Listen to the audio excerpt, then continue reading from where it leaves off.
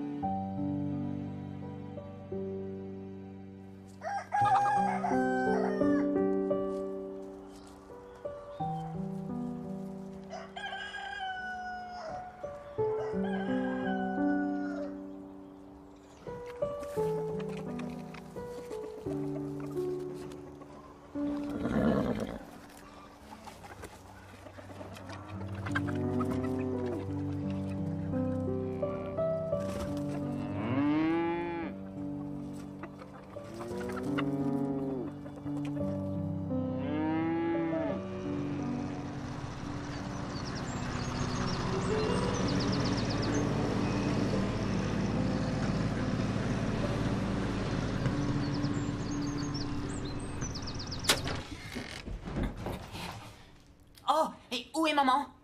En haut de la colline avec ton père. Ils vont bientôt déplacer la maison. C'est vrai? Où est-ce que tu penses aller comme ça? Ta mère m'a bien dit que tu finisses d'abord tes devoirs. Je les ai déjà faits. Josh, reviens ici. J'avais été prévenu que la maison allait être déplacée, mais on ne m'avait jamais dit quand exactement. J'étais vraiment très excité. Comment allait-il faire? Je n'étais qu'un gamin, comment aurais-je pu le savoir? Est-ce qu'un hélicoptère allait descendre du ciel? Ou même un avion soulèverait-il la maison pour la mettre plus loin? Vous ne pouvez pas laisser faire ça. Cette maison est à moi, je vous dis qu'elle ira nulle part. Calme-toi! Je veux que vous partiez tous de ma propriété. Continuez le boulot. Bon sang, tu vas rester là et regarder sans intervenir. Ces gens sont sur ma Je suis propriété. désolé, Wilmot. Cette décision du tribunal confirme que cette maison appartient maintenant à Junior. Il peut l'enlever si ça lui chante. J'ai construit cette maison. Et tu l'as léguée à ton fils. Jamais j'ai fait un truc pareil. Parce que t'étais trop sous pour t'en rappeler. J'ai un tas de témoins pour moi. Allez, venez m'aider à arracher ces plantes. Je t'interdis de toucher quoi que ce soit ici, Junior. Lâche-moi maintenant, dégage d'ici! Je n'aurais jamais imaginé qu'ils étaient en train de se disputer en approchant. Je pensais que cet attroupement que j'avais vu au loin devait célébrer quelque chose. Mais au lieu d'une fête, je fus confronté à la méchanceté et à la mésentente entre les membres de ma famille qu'on déballait devant les voisins. Et ceux qui se disaient nos amis étaient tous venus pour monter mon grand frère Junior contre mes parents. Je me suis senti si honteux et embarrassé. Et quelque chose s'est brisé en moi ce jour-là. Je ne me rappelle plus trop ce qui s'est passé ensuite. J'ai eu comme un trou de mémoire. Je crois avoir décroché émotionnellement. Parce que je n'arrive plus à me souvenir des minutes qui ont suivi cet événement. En fait, la seule chose que je me rappelle encore, c'est de me voir en train de dévaler cette colline, laissant tout le monde derrière moi en pleurant à chaudes larmes.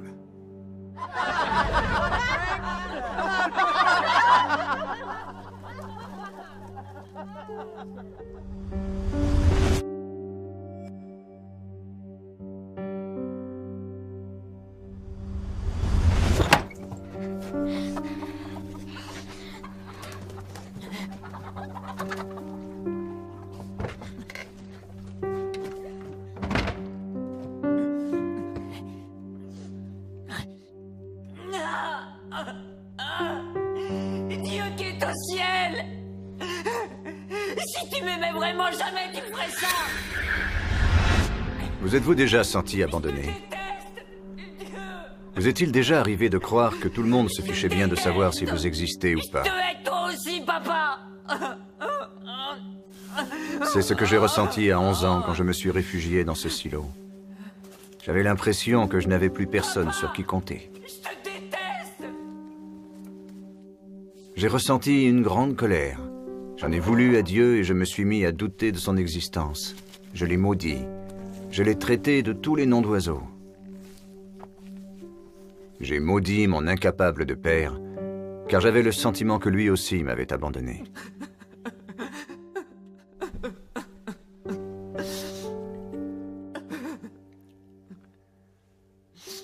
Mon père était un alcoolique. C'était un ivrogne notoire. Ma mère était si obèse qu'elle était pratiquement invalide. Une de mes sœurs s'est même suicidée. Mon autre sœur, elle, a rejoint l'armée juste pour échapper à notre famille. Mon frère aîné, Wilmot, lui a osé traîner mes parents devant un tribunal. Nous n'étions pas une famille très heureuse. Je me souviens m'être senti assez souvent terriblement seul. Comme si j'étais un naufragé sur cette terre.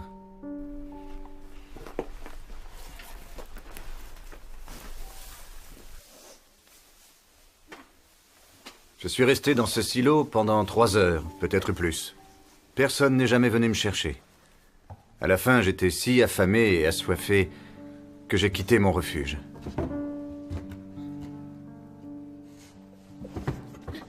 Pour moi, j'en avais terminé avec Dieu ce jour-là. Ce qui me semblait le plus douloureux, c'était de me dire que je ne voulais plus jamais voir personne dans notre maison. J'avais eu tellement honte.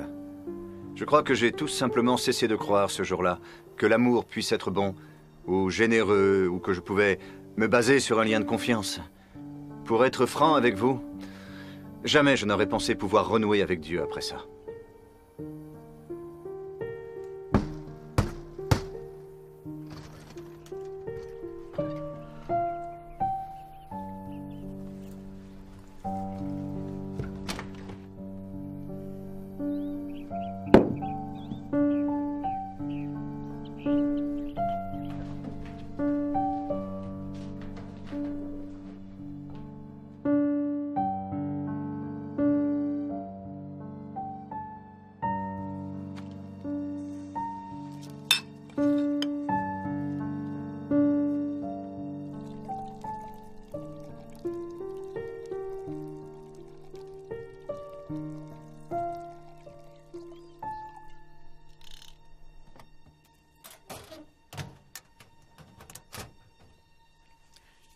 Josh, qu'est-ce que tu fabriques?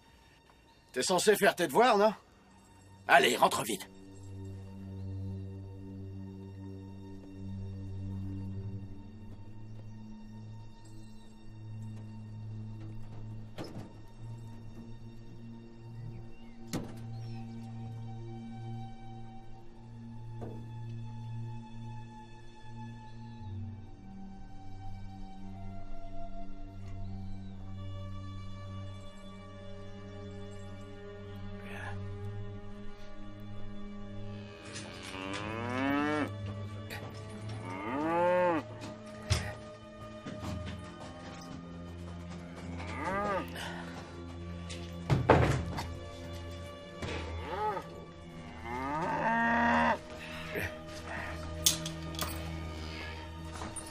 Allez, dehors, les vaches!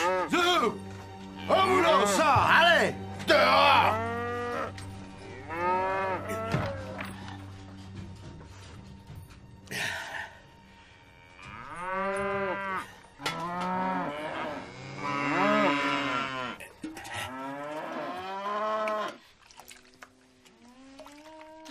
Je me demande ce qu'il peut bien fabriquer avec les vaches, celui-là.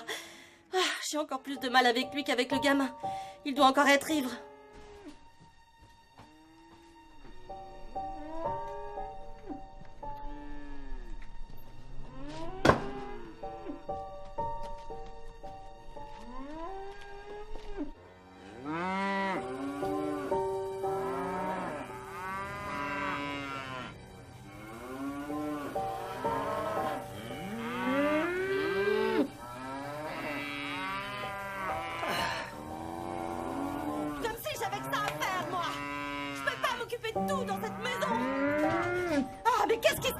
ici à la fin. Ah, tout Seigneur, ça va pas. Wilmot McDowell, est-ce que tu penses traire tes bêtes ou tu veux les tuer? J'ai déjà bien assez de travail à faire, moi. Il faut vraiment que je fasse tout dans cette ferme. Toi, tout ce que tu fais ici, c'est t'engraisser un peu plus tous les jours. Espèce de vieille ivrogne. Tu vois bien que cette vache n'a pas fini? Regarde-moi ça, tu n'es même pas capable de traire correctement. Seigneur Dieu.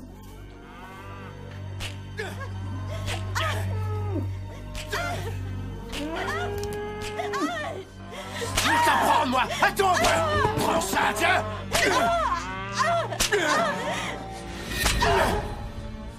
T'en veux encore? T'en veux? T'as fini de t'occuper des affaires des autres? Arrête! Je vais te tuer! Tu m'as compris? Je vais te tuer! Je te le jure, connard! Et je vais le faire!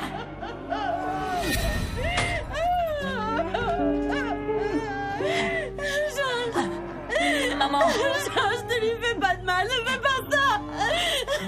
Va chercher Wayne! Maman!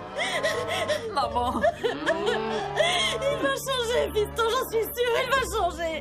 Va vite chercher Wayne, dis-lui de venir!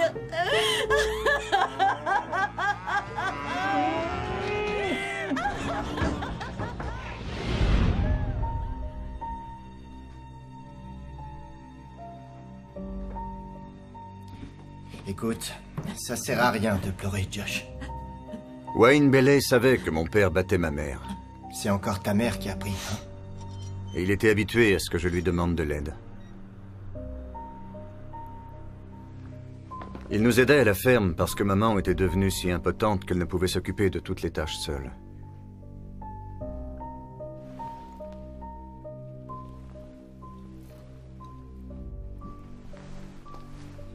On pouvait lui faire confiance pour ce qu'il faisait pour nous. Pas sur les autres choses que j'ai dû subir.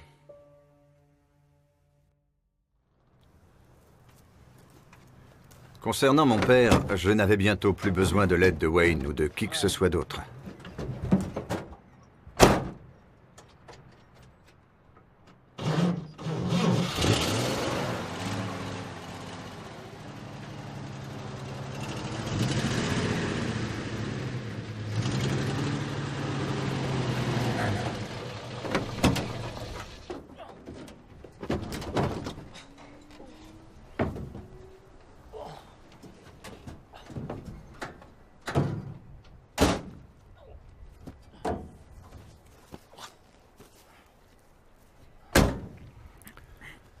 Quand on grandit à la ferme, on doit savoir beaucoup de choses dès son plus jeune âge.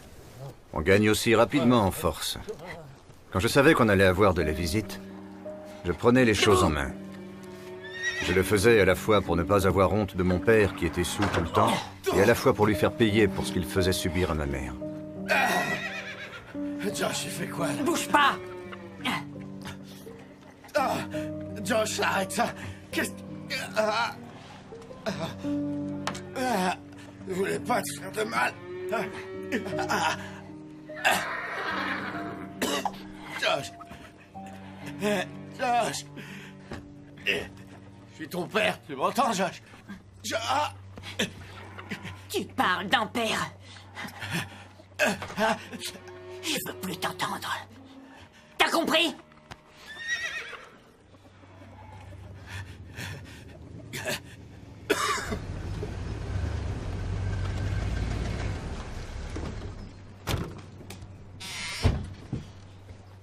Bonjour, monsieur O'Brien. Bonjour, madame O'Brien. Salut, Josh. Où est ton père? Eh bien, il a dû aller en ville. Maman est dans la cuisine, elle vous attend. Merci à toi, Josh. Quel gentil garçon. Allez-y, entrez. Entrez, je sors juste ma dinde du four. Asseyez-vous, j'arrive tout de suite. Je laissais mon père enfermé la nuit entière dans la grange. Je ne sais pas combien de fois je lui ai fait ça. Je ne ratais jamais une occasion de l'humilier. Je me souviens encore l'avoir suivi pour voir où il cachait ses bouteilles de vin pour aller ensuite uriner dedans. Un jour, la police est venue nous séparer, moi et mon père. J'étais en train d'essayer de le noyer dans la baignoire. Je le haïssais tellement. Je l'avais suivi aux toilettes pour lui mettre la tête dans...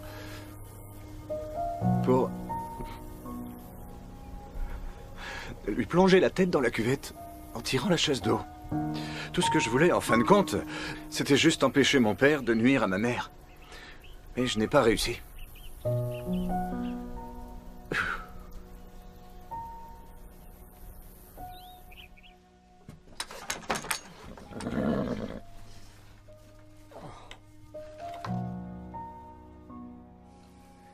Il ne s'est jamais vengé sur moi.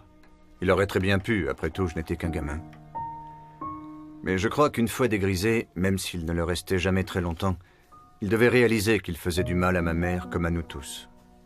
Je pense même qu'il en avait honte, mais je n'ai jamais pu en être vraiment sûr. Et la vie continuait.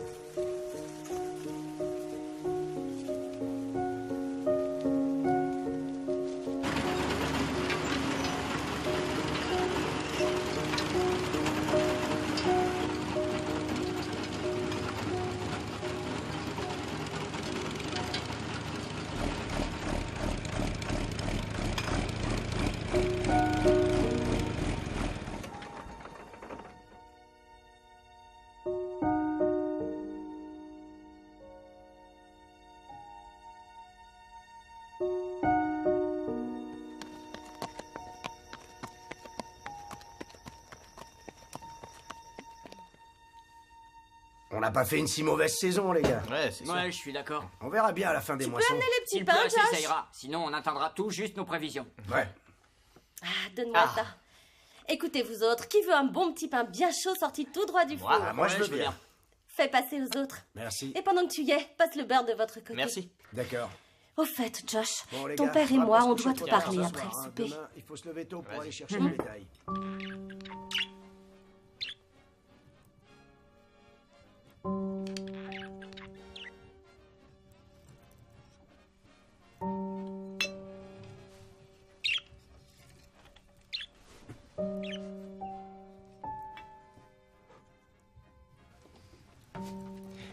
Alors ça va, mes jolies beautés? Oui. Oui, oh, vraiment. Oui. Oui. Tenez, ça va vous plaire, mes chéris. Je veux que tu obéisses à ce que te dira Wayne. Point final. Combien de temps vous devez partir? Ben, je sais pas trop, sans doute une semaine peut-être. 10 jours tout au plus. Oh, ça fait vraiment longtemps. Qu'est-ce qui se passe, mon garçon? C'est pas la première fois que ton père et moi on s'absente de la ferme. Wayne va rester ici pour veiller sur toi. Tu feras tout ce qu'il te dira de faire, hein? Et je peux pas venir avec vous? Je vous ai déjà accompagné une fois, non? Jocelyn David McDowell, c'est hors de question que tu viennes. Tu es à l'école la semaine prochaine. Écoute un peu ce que dit ta mère. À notre retour, je demanderai à Wayne comment tu t'es comporté. Et s'il me dit que tu n'as pas été sage, je te flanquerai une roue dont tu te souviendras longtemps. Tu as bien compris? Oui, maman.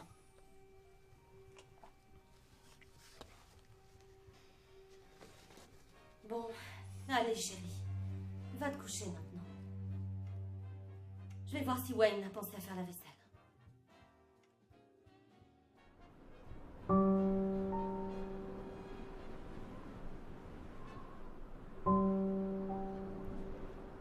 Combien de temps vous devez partir? Ben, je sais pas trop, sans doute une semaine peut-être. 10 jours tout au plus. Oh, ça fait vraiment longtemps. Eh bien, je suis montée dans la fusée. Oh, quelle peur j'ai eue.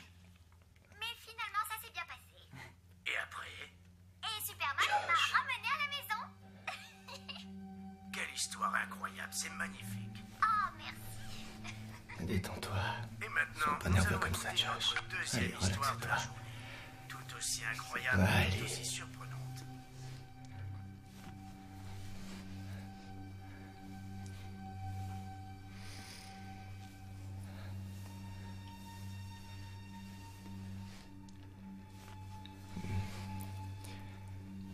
Josh, reste avec moi.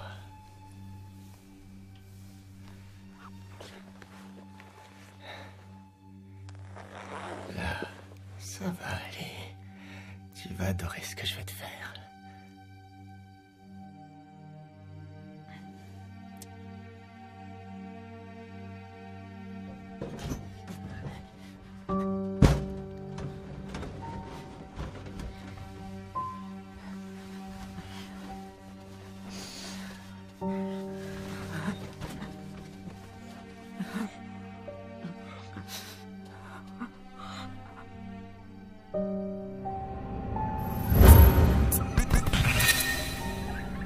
J'ai tenté à 2 reprises d'en parler à ma mère, mais elle n'a jamais voulu me croire.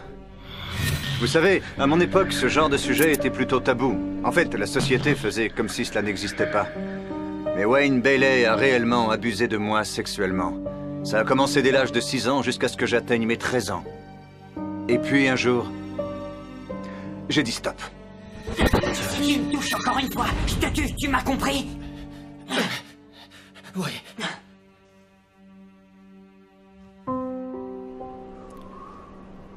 Il est peut-être encore resté 2 ou 3 ans. Puis il est parti. Il savait que j'étais capable de le tuer pour de vrai.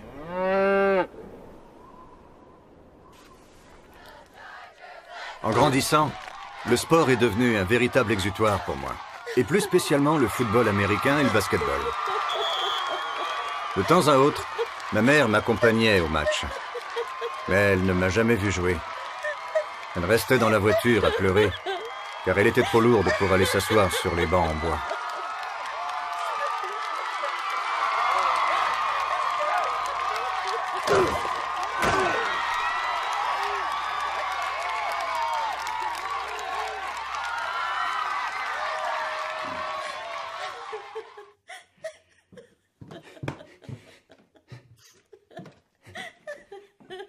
Il est où? Il est où? Non, Josh, non, non. Ne t'en mêle pas. Il n'y a plus qu'une seule chose qui m'importe avant de mourir. De mourir, mais de quoi est-ce que tu parles, maman? J'aimerais tant pouvoir assister à la cérémonie de remise des diplômes. Maman, le bac, c'est dans 2 mois, tu le sais, ça? Oui, je le sais bien, mais... Écoute, Josh, je voudrais que tu me promettes 3 choses. En premier, promets-moi que tu ne deviendras jamais, jamais alcoolique. Jamais. Et que tu ne dises plus de jurons. Et promets-moi aussi d'être le genre de fils dont on puisse être fier.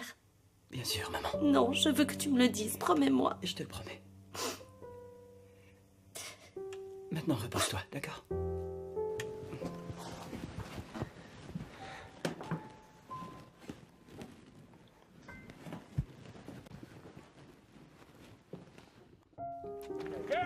Après avoir décroché mon bac au lycée, j'ai rejoint la garde nationale aérienne avec quelques amis.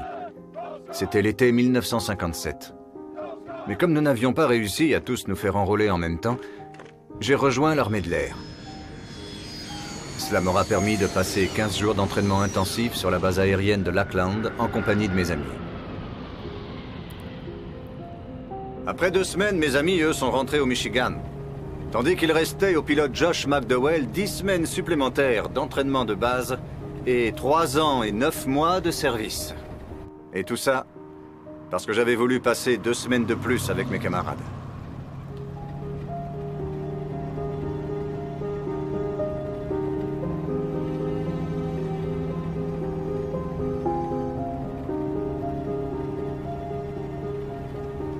Après mes classes, j'ai été muté à la base aérienne du Delaware.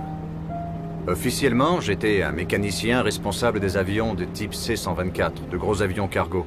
Mais j'avais plutôt l'impression d'embrasser une carrière de basketteur dans l'équipe de la base. Et rappelez-vous ce que nous avons fait hier à l'entraînement. Vous devez tout faire pour appuyer Josh pour l'envoyer au panier. Il va falloir savoir marquer. On va appliquer ce qu'on a appris. Contrôler l'adversaire et passer la balle à Josh pour la conclusion. Déborder sur Mon les sergent ailes et était donner à persuadé Josh. que j'étais le meilleur C'est joueur bon de son Et équipe. vous mettez le paquet, mettez-leur la pâtée. Et reste sous les panneaux, hein. Et croyez-moi, cela m'a valu un traitement royal. J'avais juste besoin d'un peu plus d'entraînement. Mais la vie réserve parfois de drôles de surprises.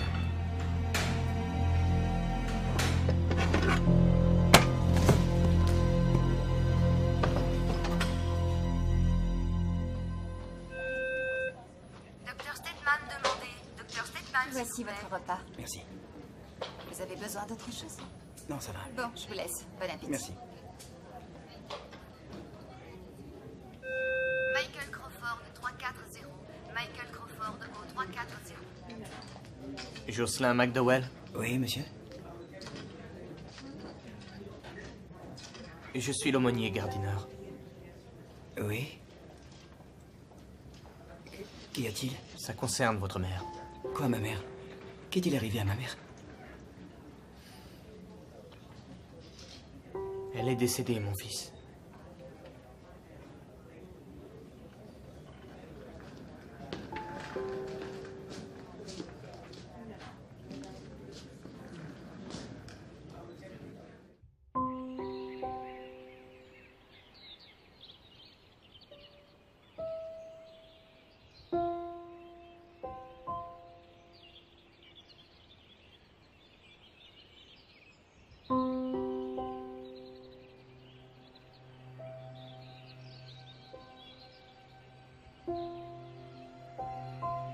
J'aimerais tant pouvoir assister à la cérémonie de la remise des diplômes.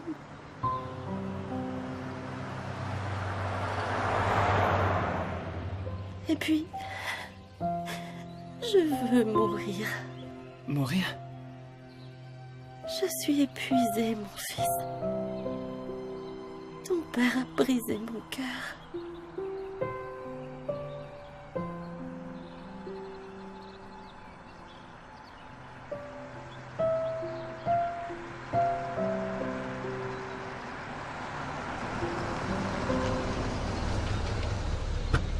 Vous allez où?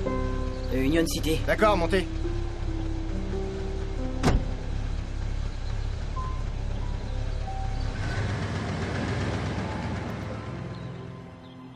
On dit qu'il est impossible de mourir le cœur brisé. Moi, je crois que c'est possible. Les mauvaises habitudes de mon père ont fini par la briser. Elle a perdu goût à la vie.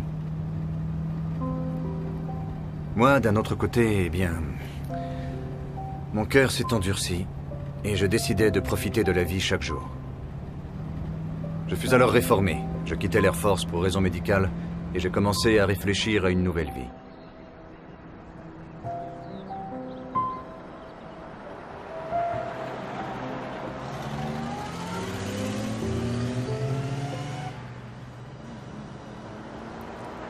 J'ai commencé à projeter ma vie pour les 30 années suivantes. Je me suis inscrit à l'université de Kellogg, déterminé à devenir le futur gouverneur du Michigan, voire un membre du Sénat.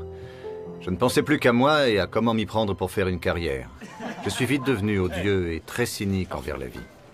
C'est vrai, j'avais surtout une dent contre les chrétiens. Il prend la table de chevet, vous voyez, et d'un coup, il la balance par la fenêtre, ce con. Alors bon, la fille reste un peu perplexe, vous voyez, mais comme c'est une pro, elle se dit qu'il est du genre fétichiste, un truc comme ça. Alors elle continue à se dessaper entièrement. Tu pourrais pas changer de sujet? Pourquoi? Ces étudiants assis là-bas sont des chrétiens, tout comme leurs profs. Et alors? Ça pourrait les choquer, non? Et pourquoi ils seraient offensés? C'est qu'ils comprennent rien à nos blagues. Je veux dire, le cerveau des chrétiens n'arrive pas à suivre. Et si jamais il comprend, alors il fait tout pour l'oublier. Bon, tu permets que je finisse l'histoire? J'en ai une meilleure que la tienne. C'est un mec qui se balade dans les bois totalement ivre. Il tombe en plein sur un pasteur qui baptise des fidèles dans le cours d'une rivière. Le pasteur le voit arriver de loin et sentant son haleine chargée d'alcool, il lui dit: Tu es prêt à trouver Jésus? L'ivrogne lui répond: Ouais, je suis prêt. Alors le pasteur le chope par le col et lui plonge la tête sous l'eau. Puis le ressort et lui dit: As-tu trouvé Jésus? Le type recrache un peu d'eau et lui répond: Non. Non. Alors le pasteur n'en croit pas ses oreilles. Il rattrape le mec par le col, lui remet la tête sous l'eau. Il le maintient un peu plus longtemps. Puis il le remonte et lui dit: Pour l'amour du ciel, mon frère, as-tu enfin trouvé Jésus? L'ivrogne s'essuie les yeux. Il reprend son souffle et lui dit: Non, monsieur, je l'ai trouvé nulle part. Vous êtes sûr que c'est ici qu'il s'est noyé? Elle est drôle, hein? Peut-être que t'en as une meilleure. Ou peut-être une vraie histoire comme Jonas et la baleine. Excellente cette blague. Ou bien l'autre, Noé et sa croisière qui s'amuse. Soyez le bienvenu à notre table, monsieur McDowell, si je ne me trompe pas. C'est bien ça. Je suis ravi d'être ici. En fait, Et c'est quoi votre truc à vous, les chrétiens? Comment ça? Eh ben, ici, tout le monde sait qui vous êtes. Vous êtes quoi, une demi-douzaine, et puis vous, et plus vous, et un autre professeur. Et je vous ai bien observé. Vous avez fait ça? Oui. Il y a une chose que je pige pas. Qu'est-ce qui vous fait penser que vous êtes si différent du reste des gens ici? Différent. Oui, ben, certaines d'entre vous sont plutôt mignonnes. Je dirais même très belles. Et vous êtes tout le temps en train de sourire bêtement. Peut-être qu'on vous a lavé le cerveau. Probablement, oui. On vit une nouvelle vie. Une nouvelle vie, comment ça? Vous êtes réincarné en une chose qui fait que vous avez... C'est grâce à Jésus. Oh, allez, tout ça, ce sont des balivernes. Des balivernes? Ouais, la Bible et l'Église, tous ces trucs religieux. S'il y a une chose que je déteste le plus au monde, c'est bien la Je religion. n'ai jamais parlé de religion, mon cher. J'ai juste cité Jésus-Christ. Jésus-Christ? Qu'est-ce que ça veut dire? Nous avons une nouvelle vie grâce à Jésus-Christ. Jésus-Christ quoi? Même s'il a bien existé, comment un homme qui a vécu il y a 2000 ans pourrait bien influencer la vie de quelqu'un aujourd'hui? Je te laisserai le soin de le découvrir. Qu'y a-t-il de si beau à découvrir? Je dois lire la Bible pour me mettre à croire à ces bêtises? Arrête, Dolly, trouve-moi de meilleurs arguments. En fait, si tu arrivais à réfuter la théorie de la résurrection, tu pourrais fonder ton point de vue. Quoi? La résurrection. Le fait que Jésus-Christ soit physiquement sorti de son tombeau. Si tu pouvais prouver que cela n'est pas arrivé, tu réussiras à nous discréditer. Tu pourras ainsi prouver ce que tu avances, que ce ne sont que des balivernes.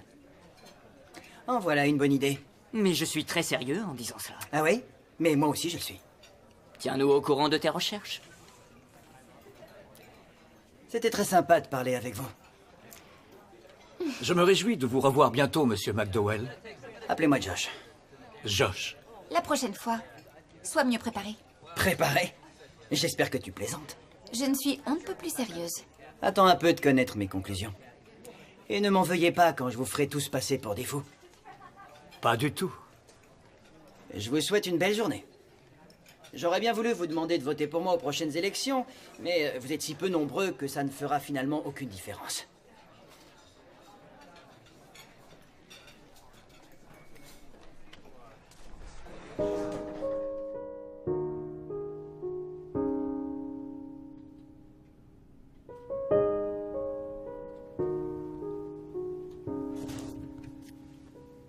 J'étais vraiment déterminé à prouver à ces étudiants et à leurs professeurs qu'ils se trompaient. Je voulais vraiment le leur jeter à la figure, si vous voyez ce que je veux dire. Le seul problème, c'était que j'étais loin de trouver suffisamment d'ouvrages à la bibliothèque de la fac pour prouver mon point de vue. Et comme la vie est toujours pleine de surprises, il me prit l'envie d'aller en Europe pour étudier des manuscrits originaux que je savais se trouver dans des bibliothèques là-bas. C'était l'été 1958. J'avais mis un peu d'argent de côté, j'ai donc pu partir sans problème. J'ai pris un vol pour l'Angleterre et j'ai commencé à lire tout ce que je pouvais trouver. J'ai lu les écrits de bon nombre de sceptiques mondialement connus. J'ai aussi étudié les textes d'un groupe plus spécifique de gens. Ils avaient tous été des chercheurs chevronnés dans leur domaine d'expertise respectifs, tous des athées, avant de se convertir au christianisme. Cela m'a intrigué et j'ai voulu en savoir davantage. Qu'est-ce qui leur avait fait changer d'avis? Il y avait eu Lord Lyttelton, qui est devenu plus tard le chancelier de l'échiquier, Gilbert West, Sir William Ramsay, Frank Morrison, C.S. Lewis. Tous avaient été des érudits célèbres et athées, avant de devenir des croyants convaincus après avoir étudié la question. Mon périple m'a mené en Allemagne, en Suisse et en France. J'ai visité de nombreux musées et bibliothèques. J'ai pu étudier nombre d'ouvrages et de manuscrits très rares conservés sous verre. Je ne savais pas lire le grec ou l'hébreu, mais je savais que ces manuscrits étaient réels. Je me suis mis à étudier les origines et le sens de chacun de ces ouvrages. Je suis retourné en Angleterre, et la veille même de mon retour pour les États-Unis, je me suis rendu dans une bibliothèque au nord-est de Londres. Quelqu'un me l'avait chaudement recommandé, et j'y ai trouvé enfin les livres et autres manuscrits que je cherchais depuis longtemps. À ce stade de mon voyage, j'étais épuisé, vraiment épuisé. Je me souviens, il devait être 6h30 du soir. Je me suis redressé de ma chaise, j'ai croisé les mains derrière ma tête et j'ai dit à voix haute: C'est vrai. Je l'ai répété. C'est vrai. Et encore. C'est vrai.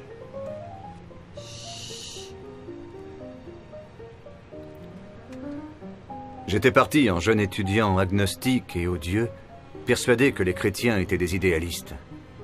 J'étais venu dans l'idée de contredire leurs convictions et de réfuter l'idée même de la résurrection. Mais après toutes mes recherches et malgré mes préjugés, j'ai réalisé que je ne trouvais aucun argument valable en ma faveur. Toutes mes recherches prouvaient le contraire, et j'ai compris que mon aversion à la Bible et au christianisme était davantage liée à mes émotions qu'à la raison. Je n'étais peut-être pas encore prêt à me convertir, mais je devais bien avouer qu'il y avait certaines preuves irréfutables. Des preuves qui appelaient à un verdict.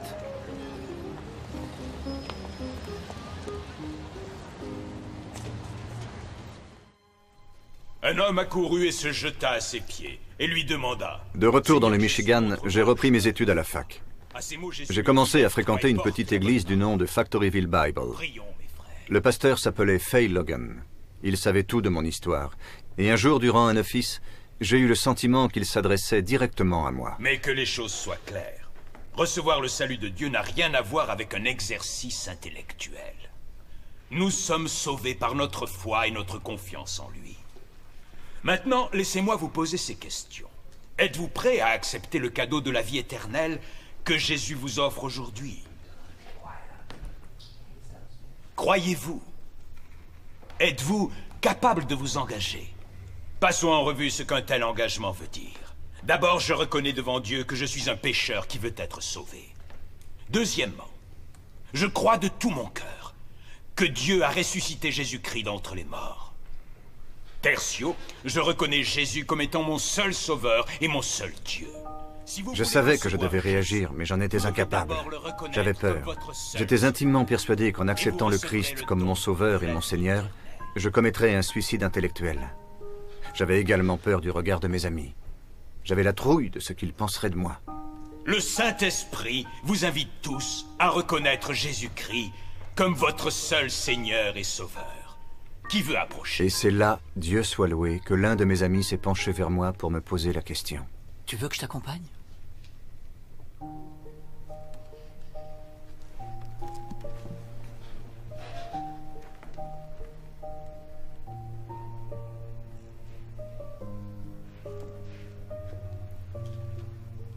Les gens pensent généralement que je suis venu au christianisme par un cheminement intellectuel. Ce n'est pas vrai. C'est par mes recherches et par mes études que Dieu a attiré mon attention. Jamais je ne renierai cela, car sinon je ne me serais jamais intéressé au message de la Bible.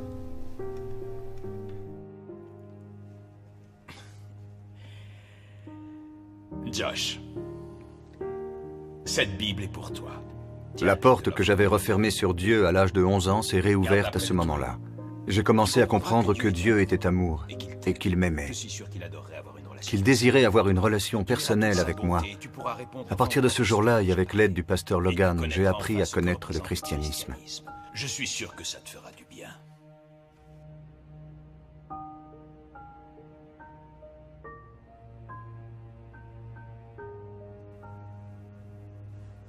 Ce ne sont pas les preuves qui m'ont mené à Dieu. C'est son amour.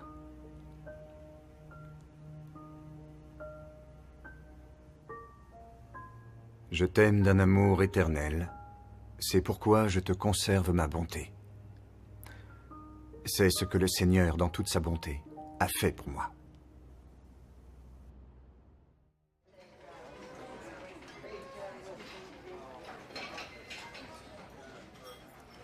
Le voilà, c'est lui.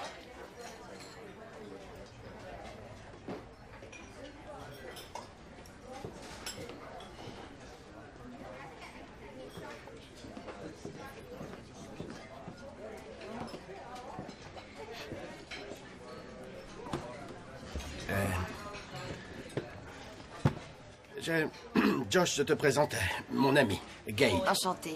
Ravi de vous connaître. Je n'avais aucune envie d'aimer mon père ou de lui pardonner. Je voulais même continuer à le haïr. Pour moi, il était responsable de la mort de ma mère et d'avoir détruit ma famille. Pendant des années, je me suis couché la nuit en rêvant du meilleur moyen de le tuer sans me faire attraper par la police. C'est bien. Et me voilà, converti au christianisme, mais toujours plein de haine. Papa, j'aimerais te dire quelque chose.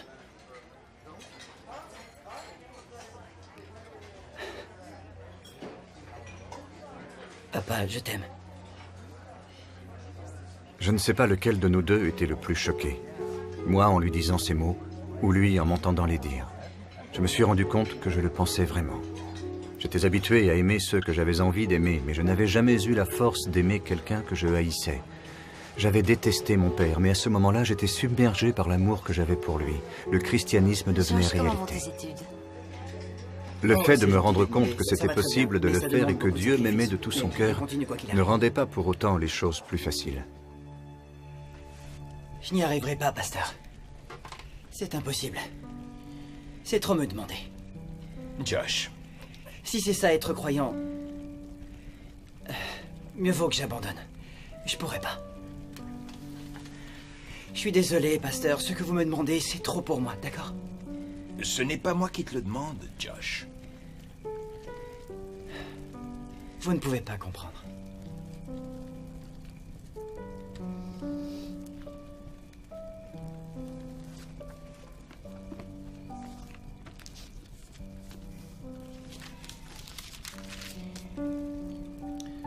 Et lorsqu'ils furent arrivés dans un endroit nommé Calvaire, ils le crucifièrent sur place, ainsi que les deux voleurs, l'un à droite, l'autre à gauche. Et Jésus dit, « Père, pardonne-leur, car ils ne savent pas ce qu'ils font. »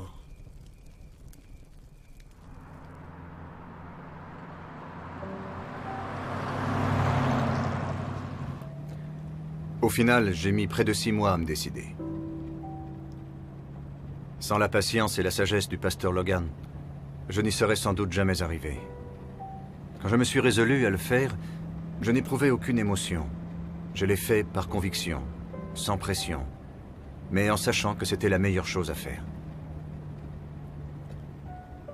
Je me souviens qu'au fond de moi, j'avais espéré ne plus savoir où il vivait. Mais je l'ai quand même fait. Je l'ai appelé et je lui ai dit que j'allais venir le voir.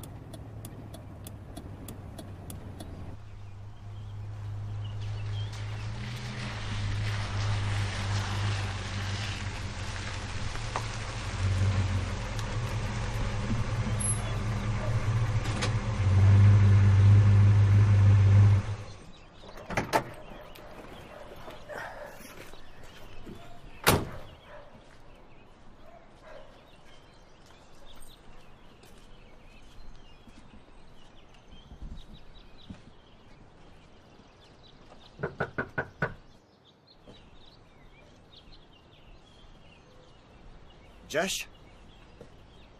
Wayne. Wayne. Ce que tu m'as fait subir était ignoble. Tu sais que tu as commis le mal. Mais j'ai accepté désormais le Christ comme mon sauveur et mon Seigneur. Tu veux savoir pourquoi je te dis ça aujourd'hui? Je suis venu ici pour te dire que le Christ s'est sacrifié autant pour toi que pour moi. Je te pardonne, Wayne. Je peux venir avec toi? D'accord. Va pas trop vite, d'accord? Vas-y, allez. Je peux pas. Une dernière chose, Wayne. Ne t'avise plus jamais d'approcher et de toucher un enfant. Ou tu le regretteras.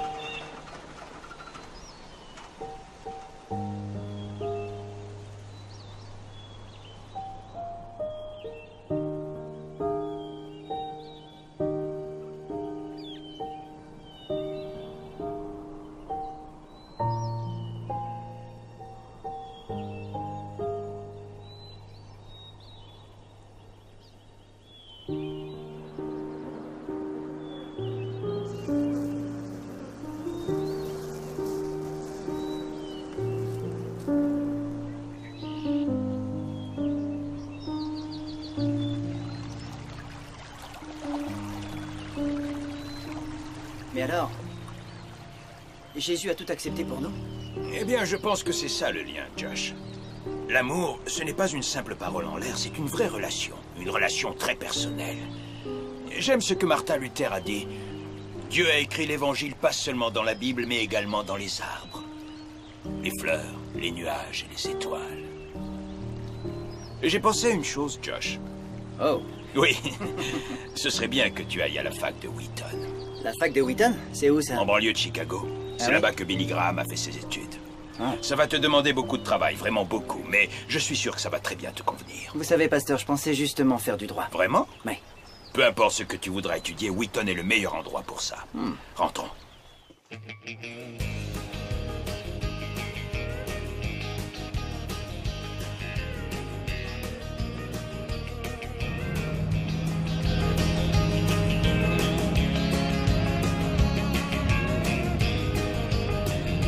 À Wheaton, j'avais le temps de faire deux choses, étudier et travailler. J'avais accepté un job les après-midi pour livrer des documents administratifs dans les lycées publics.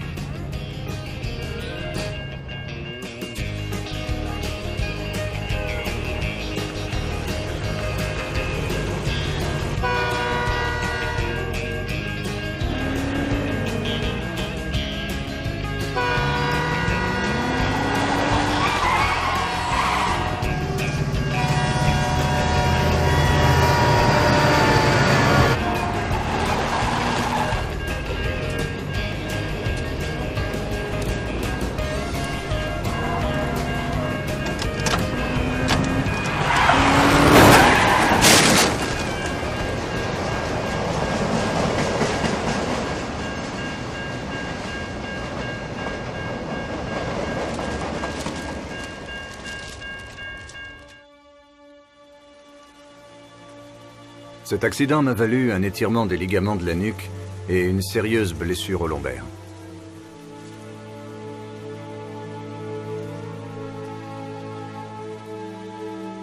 Après 4 jours en soins intensifs, j'ai passé une autre semaine et demie à l'hôpital.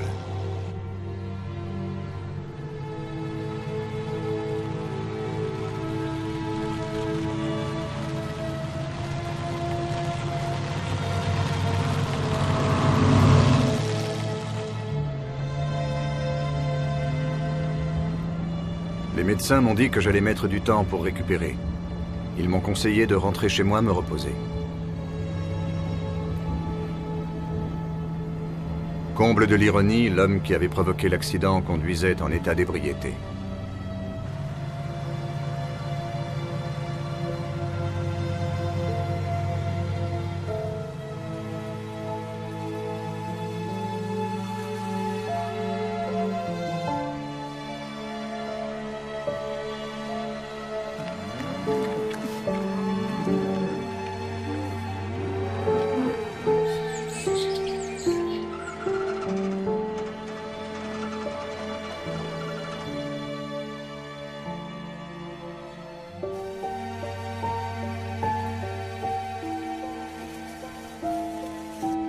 On s'est donc arrangé pour me rapatrier chez moi avec un suivi médical à domicile. L'infirmière était en retard ce jour-là. C'est mon père qui m'accueillit à l'arrivée de l'ambulance.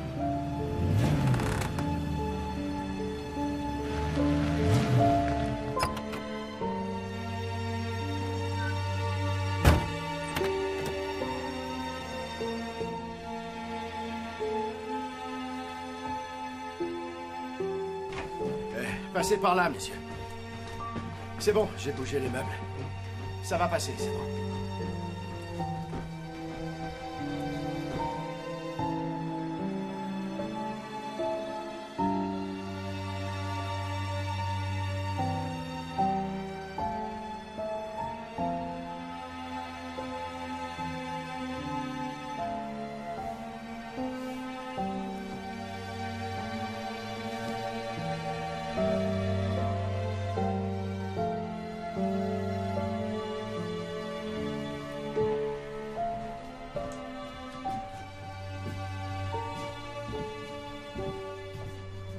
Merci.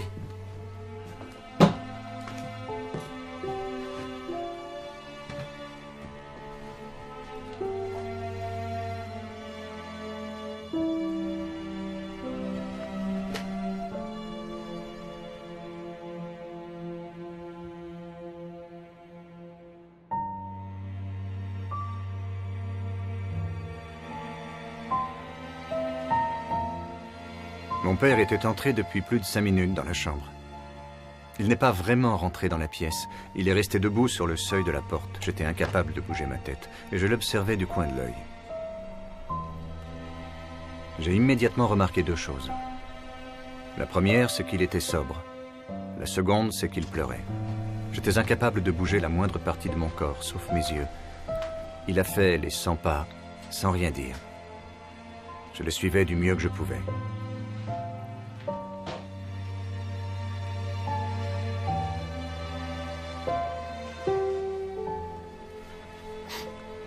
Josh. Comment est-ce que tu peux aimer un père tel que moi?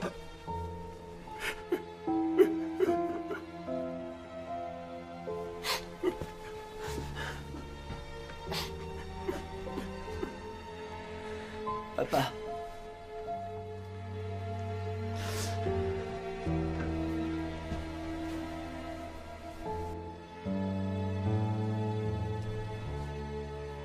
J'ai appris une chose. Dieu s'est incarné en homme. Et son nom est Jésus.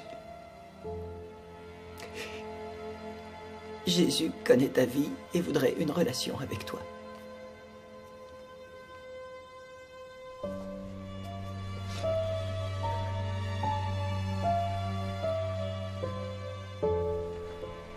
Il quitta la pièce et disparut.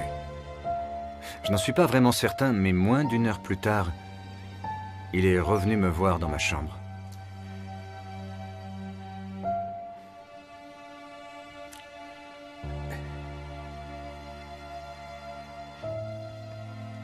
Josh, si Jésus pouvait faire de ma vie ce qu'il a fait de la tienne, alors je suis prêt à le connaître. Tu vas devoir l'inviter dans ta vie, papa. Ouvre-lui grand ton cœur et prie.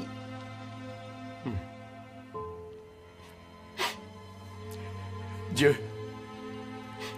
si je peux t'appeler Dieu. Mon père récita une prière toute simple, une prière de paysan, je dirais, très terre à terre. Tout ce que j'ai fait, c'est pleurer. Viens en moi, Seigneur.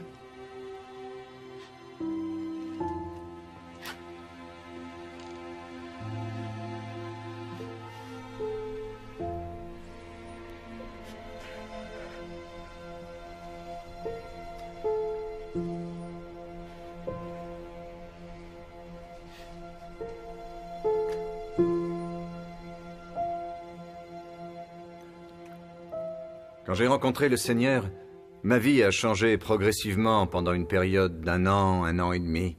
Mais quand mon père s'est décidé à s'ouvrir à Dieu, son acceptation a été immédiate. J'ai vu s'effectuer ce changement juste sous mes yeux. Un peu comme si quelqu'un avait tourné le bouton d'une lumière pour éclairer sa vie. Et vous savez ce qui est arrivé après ça? Il n'a plus touché à une bouteille d'alcool, sauf celle qu'il a juste portée à ses lèvres avant de la reposer. Vous savez tous comment j'étais avant. J'étais l'ivrogne du village. J'étais la honte de toute ma famille. Tom, t'étais là sur la colline ce fameux jour. Quand Junior a fait déplacer notre maison, je chancelais tellement j'étais saoul. C'était très embarrassant. Vous savez tous que ma femme nous a quittés, je ne peux plus revenir là-dessus, mais vous devez aussi savoir que c'est arrivé ici même, dans ce restaurant. C'est ici que mon fils, Josh, m'a dit « Papa, je t'aime ». Ce sont les mots exacts qu'il a employés. « Papa, je t'aime ». Quand mon père a décidé de faire confiance au Christ, des tas de gens de notre village et des environs en sont venus à connaître Jésus-Christ comme leur sauveur et Seigneur.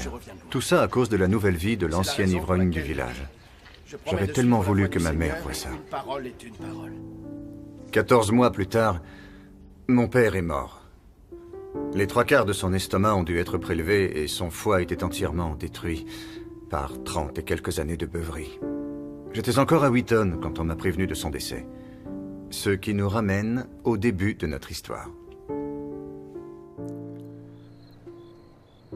Je suis donc sorti de la chapelle Edman ce soir-là. Qui enverrai? J'avais demandé le pasteur en citant le prophète Isaïe. Qui offrira sa vie au service de Dieu? Sûrement pas moi. Même si j'étais un étudiant de Wheaton, je souffrais toujours d'un complexe d'infériorité Des séquelles des abus sexuels que j'avais subis, de la violence et de l'explosion de la cellule familiale. Oui, évidemment qu'il est facile de cacher ses blessures à la vue des autres, mais comment se les cacher à soi-même? Je me rappelle avoir pensé que je ferais peut-être mieux de tout larguer, qu'il vaudrait mieux abandonner ma foi. On n'arrêtait pas de me rabâcher inlassablement que Dieu souhaitait utiliser mes dons et mes talents pour sa propre gloire. Cela me posait un énorme problème. J'étais certain de n'avoir rien à offrir à Dieu, en dehors de mes faiblesses et mes échecs. Je ne pensais pas que l'histoire de ma vie se terminerait par un happy end. Alors j'ai fait quelque chose que je n'aurais pas cru être capable de faire. Je me suis arrêté et j'ai dit... Dieu, toute ma vie a été un échec. Mais si tu peux te servir de mes faiblesses, que tu sois glorifié à travers elles. Alors je te servirai jusqu'à mon dernier souffle. C'est l'histoire de ma vie, mes amis. L'histoire de comment Dieu m'a sauvé de la destruction. Comment il a su confronter les choses les plus simples aux plus fortes, les plus idiotes aux plus avisées. Le reste, j'imagine, appartient à l'histoire.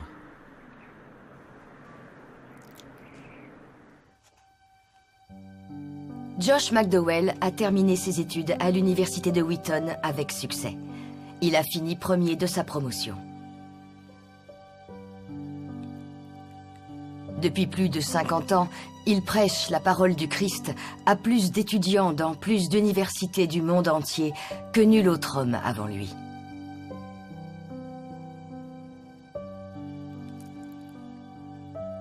Il a écrit plus de 125 ouvrages pour expliquer le christianisme, dont Bien plus qu'un charpentier et Le Verdict, complément d'enquête.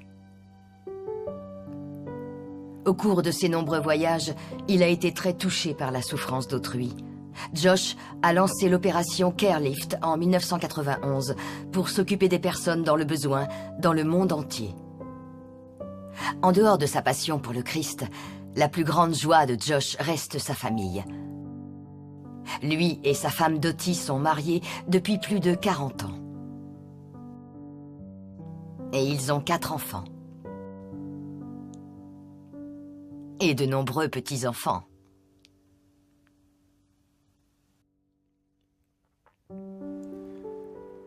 Peut-être vous êtes-vous reconnu dans certaines parties de mon histoire. Des parents alcooliques ou dépendants à la drogue, le viol, ou ce sentiment d'extrême solitude. C'est comme si tout le monde se fiche de savoir si vous êtes mort ou vivant. Ou ce désespoir qui naît de ce sentiment que Dieu ne saurait pas vous pardonner, ou que c'est trop tard. J'aimerais que vous compreniez une chose, il n'est jamais trop tard. J'ai eu un sacré handicap qui m'a empêché de me rapprocher de Dieu et qui risque de vous handicaper aussi. C'était l'image que je me faisais d'un père. Les gens me disaient que le Père au ciel m'aimerait. Mais au lieu de me réconforter, cela m'a surtout peiné. Vous demandez pourquoi ? Parce que j'étais tout simplement et émotionnellement incapable de faire la distinction entre mon Père au ciel et celui sur la terre. Et celui qui m'a fait souffrir, c'est celui sur terre. Une chose que j'ai fini par comprendre tout de même, c'est que le christianisme, ce n'est pas une religion, c'est une vraie relation. Vous allez me dire, quelle différence ? Vous voyez, dans une religion, des hommes et des femmes essayent d'atteindre Dieu par de bonnes actions et des cérémonies religieuses. Le christianisme, c'est Dieu qui vient à nous, par le biais de son Fils Jésus-Christ, en nous proposant ce partage, cette relation. La plupart des gens pensent que j'ai trouvé Dieu en raison de toutes les preuves que j'ai pu accumuler dans mes livres. C'est pas ça qui m'a amené au Christ, ça n'a fait que confirmer que j'étais dans le vrai. Ce qui m'a vraiment amené au Christ, c'est l'amour de Dieu. Dieu m'aime tellement que même si j'étais l'unique survivant sur terre, le Christ donnerait encore sa vie pour moi. Cela est vrai aussi pour vous. Vous allez sans doute me dire, Josh, j'aimerais rencontrer le Christ en personne. J'aimerais être sûr que je serais pardonné. J'aimerais savoir où je passerais mon éternité si je venais à mourir aujourd'hui. Tout ça est possible. Nous rencontrons le Christ par la foi et la prière que nous exprimons dans ce désir profond. Et peut-être que la prière que je vais vous dire vous aidera un peu à exprimer votre vœu de rencontrer Dieu maintenant et d'inviter le Christ à faire partie de votre vie. Je ne vous demande pas de baisser vos têtes. Je ne vous demande même pas de fermer les yeux. Depuis toutes ces années, j'ai appris que la meilleure prière n'a rien à voir avec la position de son corps. mais bien ce que l'on a dans son cœur. Voici la prière que je vais vous dire. Seigneur Jésus, j'ai besoin de toi. Merci d'être mort sur la croix pour moi. Purifie-moi et pardonne-moi. Dès à présent, je te fais confiance en tant que seul sauveur. Entre dans ma vie. Merci de me laisser te faire confiance. Au nom de Jésus-Christ. Amen. Si vous venez de dire la prière avec moi et que vous avez été sincère, je voudrais, dans les prochains jours, que vous alliez trouver un disciple de Jésus et que vous partagiez avec lui ou elle la décision que vous venez de prendre. Et si vous faisiez comme je l'avais fait, trouvez une Bible et cherchez la page du 3e chapitre de Jean, c'est dans le Nouveau Testament, Matthieu, Marc, Luc et Jean, et lisez Jean 3 fois. J'aimerais aussi vous aider à grandir. Je souhaite tellement que le Christ vous aide à changer votre vie. Je vous invite à visiter le site internet atoidevvoir.com. atoidevvoir.com. Vous y trouverez des réponses à vos questions et des conseillers vous aideront à découvrir comment Dieu peut changer votre vie pour toujours. Je vous remercie vraiment beaucoup d'avoir peut-être été une part de votre vie. Dieu vous garde.